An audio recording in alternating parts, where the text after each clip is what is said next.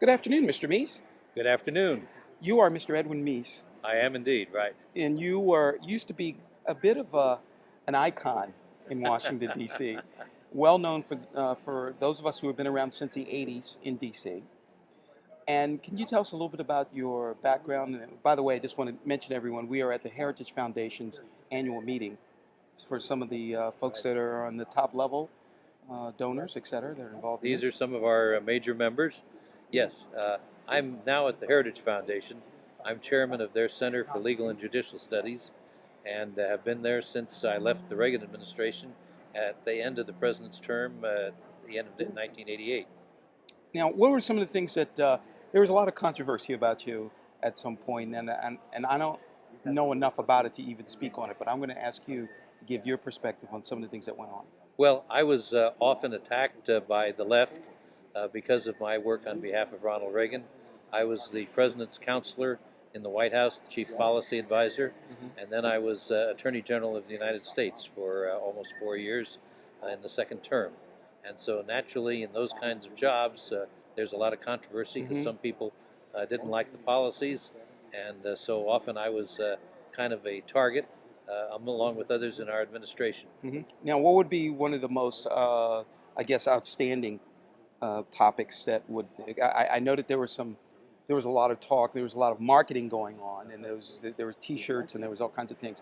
What would you say would be the most outstanding topic that people would probably recall about you? Well, I think one of the things was what Ronald Reagan did to reduce taxes and stimulate the economy and started the longest period of economic growth in the history of the country.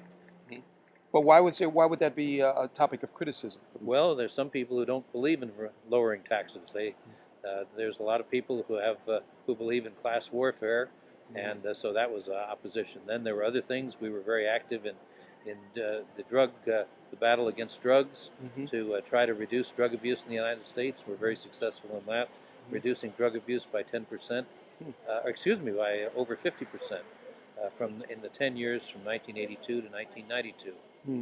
Now, when you say over 50%, how do you quantify that in terms of, I mean, how would you be able to approve that? Well, there are organizations such as, I believe at the time, Michigan University, that did survey work in the country.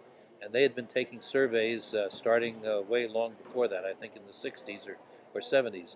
And so there was a baseline, and each year they took additional surveys, so they were able to compare the trends from one year to another. I see. And so you saw that there was progress as far as you're concerned, as far as the drug war was concerned. Yeah, I don't like to use the word war because it's not a war, but it is a tremendous effort against drug abuse, and there was great progress during that period of time. There was a combination of things: strong law enforcement, international cooperation, particularly prevention and education, particularly with school kids and people in college and young people.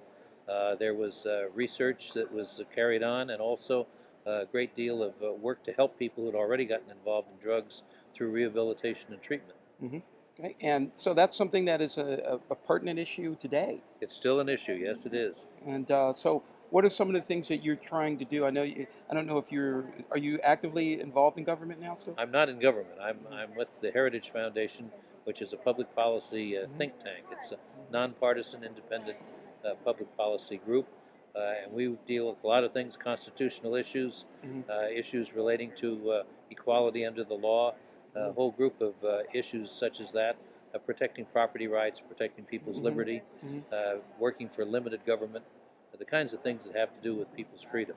Okay. Now, how compatible is that with the mission of the Cato Institute? Cato has many of the same objectives, and so it's a similar organization. There's probably some differences in overall philosophy, but basically in terms of protecting freedom, we agree. Because a libertarian and a Republican ideals seem to be very compatible. They are. Many of them are, right. So, again, we're here at the Ronald Reagan Trade Building. Yes, right. International Trade Building, the appropriate place for the Heritage Foundation to have this event. And I want to know how many participants are going to be We'll here. have about 1,100 people will be attending this event, a little more than that. Okay, so you'll get a chance to correspond and go over ideas with folks that know you very well. Right. Probably yes, some new people as well. Yes, there'll be a lot of new people here. because I think this is the largest group we've ever had in one place. Oh, well, that's great. Now, I'm sure you could probably suggest folks come by the Heritage Foundation and participate in some of the upcoming seminars or presentations that they may have, etc. The best way for people to learn about the Heritage Foundation is to look at our website. Mhm. It's heritage.org, O-R-G. And from that, they can get an idea of the programs we have, the material we have, other websites, information we provide, things such as that. And they can then walk in on certain sessions too. Well, just to get a feel for we don't have an awful lot of public events. Generally, we have the public events at Heritage. And we have lectures and seminars, things such as that, which at our headquarters, which is just near Capitol Hill. And so people can learn from the website when these sessions are being held. Okay, and actually you're right near Union Station, right? We're just 2 blocks east of Union Station on Massachusetts Avenue. Okay, so the easy building to find. It's an easy one to find. Our name is right out in front. Okay, Mr. Meese, I really appreciate you taking a moment to speak with me. Good luck with you with regards to this event, and this gives us incentive to come by and see what's going on. Thank you. Good to meet you, see sir. you. Okay, good to see you.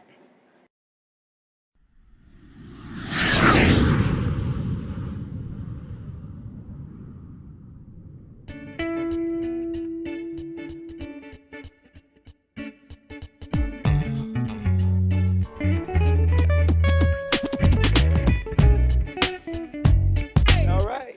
That's what I call a promotion.